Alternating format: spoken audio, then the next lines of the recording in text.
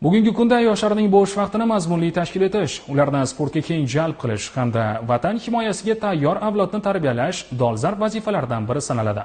Shu maqsadda O'zbekiston Respublikasi mudofaasiga ko'maklashuvchi vatanparvar tashkiloti tomonidan yoshlar o'rtasida sportning yozgi biatlon turi bo'yicha Buxoro viloyati chempionati o'tkazildi.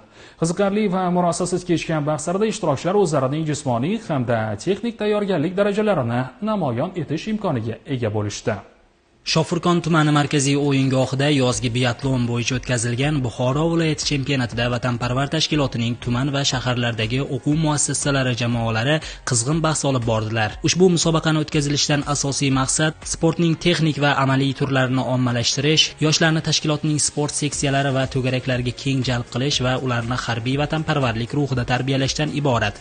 Mazkur bellashuvda 80 dan ortiq sportchilar, jumladan o'smir o'g'il va qizlar hamda erkaklar va ayollar kuch sinashdilar. Musobaqa dasturiga ko'ra sportchilar 2 kilometrga yugurish, pnevmatik quroldan tik turgan holda otish va yana 2 kilometr masofaga yugurib kelish, yotgan holda otish shartlarini bajardilar. Malakali hakamlar har bir sportchining harakatiga tegishli baho berib bordilar. Chempionat yakuniga ko'ra jamoaviy hisobda 1-o'rinni Shofirkon tumani, 2-o'rinni Romitan tumani va 3-o'rinni Vobkent tumani o'quv sport texnika markazlarining jamoalari egalladi.